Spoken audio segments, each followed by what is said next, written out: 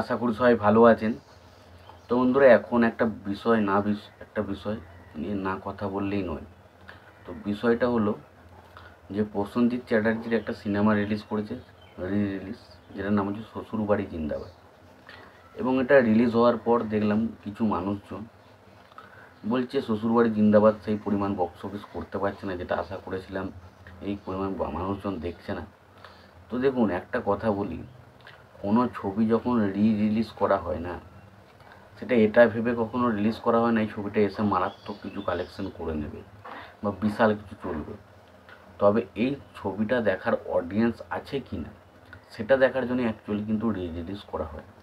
এবার বিষয়টা হচ্ছে, আপনি যদি ভেবে থাকেন যে সেই ছবিটা রিলিজ করলো এবং বর্তমান সময়ে যে হাইপওয়ালা যে ছবিগুলো রয়েছে সেগুলো যেমন কালেকশন করছে সেরকম কালেকশন করবে, তাহলে আপনারা টোটাল চিন্তাভাবনা পুরোপুরি ভুল। এবং আমি দেখলাম কিছু মানুষজন রয়েছে, তাদের উদ্দেশ্যে আমি কিছু বলতে চাই না, আমি কাদের উদ্দেশ্যে বলছি আমরা মোটামুটি বুঝতে পারছেন, যে তারা যখনই ধরুন একটা সিনেমা আসছে প্রসেনজিৎ বা মিঠুনের, এবং তার পাশাপাশি দেব বা জিতের বা আরও কিছু বড় স্টারের কিন্তু সিনেমা আসছে, তখন তারা এটা বলতে থাকে যে এটা ভুল টাইমে রিলিজ করা হচ্ছে, এই সিনেমাটা কেন এই টাইমে রিলিজ করানো হলো, কেন প্রসেনজিৎ এই ছবিটা এনে প্রচুর বড় ভুল করে ফেললো। তো সেরকমই এই যে শ্বশুরবাড়ি জিন্দাবাদ, এই সিনেমাটা হয়তো সেই লেভেলের বক্স অফিস করেনি। এবার দেখুন, এই সিনেমাটা দেখতে যাবে কারা? ধরুন যারা অনেকবার টিভিতে অনেকবার টেলিকাস্ট হয়েছে সিনেমাটা, সে টেলিকাস্ট হওয়ার পরও যাদের এই সিনেমাটা দেখার প্রতি উদ্বেগ, যারা প্রসেনজিতের অ্যাকচুয়ালি ডাইহার্ট ফ্যান, এবং সত্যি কথা বলতে প্রসেনজিতের ফ্যানের পাশাপাশি যারা এই সিনেমাটা সিনেমা হলে দেখতে উৎসুক, তারাই কিন্তু সিনেমাটা দেখে এসছে। সবাই কিন্তু দেখতে যায় না, এবং অনেকে আছে যারা এই সিনেমাটা তো দেখেইছে, তো সেই কারণে অনেক সময় কাজের ফাঁকে তাদের আর যাওয়া হয়ে ওঠে না।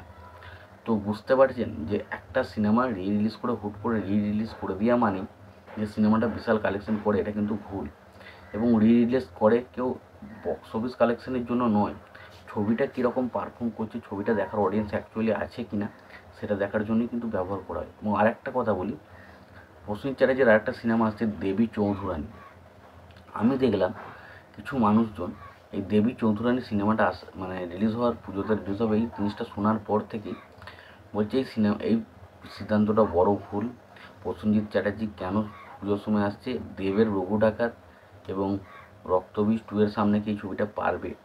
তো দেখুন, একটা কথা বলি, বিষয়টা হচ্ছে আপনারা দেখে নেবেন যে যখনই কোনো বড় ক্ল্যাশের কথা বলা হয়, সেখানে যে 2-3টে ছবি নিয়ে আমরা আলোচনা করি, তার পাশাপাশি এমন একটা ছবি আসে যে ছবিটা কিন্তু নিজের মতো বক্স অফিস করে বেরিয়ে চলে যায়। আমরা কিন্তু রক্তবীজ নিয়ে এখন আলোচনা করছি ঠিক কথাই, বাট যখন রক্তবীজ সিনেমাটা পুজোর সময় এসেছিলো, সেই সময় কিন্তু রক্তবীজ নিয়ে যতটা না আলোচনা হয়েছে, তার থেকে দশম অবতার এবং যতীন্দ্রনাথ বন্দ্যোপাধ্যায়ের যে বায়োপিকটা বাঘা যতীন, তো সেই সিনেমা দুটো নিয়ে কিন্তু বেশি আলোচনা হয়েছিল, বাট মধ্যেখান থেকে বাজি মেরে দিয়েছিল কিন্তু রক্তবীজ। তো সুতরাং আপনারা যেটা ভাবছেন যে রক্তবীজ পার্ট 2 বা রঘু ডাকাত বিশাল কিছু ছবি হবে এবং দেবী চৌধুরানী সেই থেকে ডুবে যাবে, তো হতে পারে যে দুটো ছবিকে কিন্তু ড্রপ করে কিন্তু এই ছবিটা এগিয়ে যেতে পারে। আমি বলছি না যে যাবে, আমি বলছি কিন্তু এগুলো হয়। তো যারা আগে থেকে উল্টোপাল্টা মন্তব্যগুলো করছেন তাদের উদ্দেশ্যে এটাই বলার ছিল যে অন্ততপক্ষে ছবিগুলোকে আসতে দিন, ছবিটা দেখুন, তারপরে কোনো কথা বলবেন এবং কী ভুল হয়েছে না হয়েছে সেটা নিয়ে। তো তার আগে থেকে আপনারা বলে দিচ্ছেন দেবের সিনেমা পারবে না, রক্তবীজ 2 এই ছবিটা আর পারবে না। আমার আর তাদের উদ্দেশ্যে আর কিছু বলার নেই। তোমাদের কি মতামত তোমরা অবশ্যই জানিও। ভিডিওটি ভালো লাগে থাকলে লাইক কমেন্ট শেয়ার করে দিও। চ্যানেলটা নতুন হয়ে থাকলে অবশ্যই তোমরা চ্যানেলটা সাবস্ক্রাইব করে নিই, পাশে বেল আইকনটা অবশ্যই প্রেস করে দিও। ভালো থেকো, সুস্থ থেকো, দেখা হচ্ছে পরে।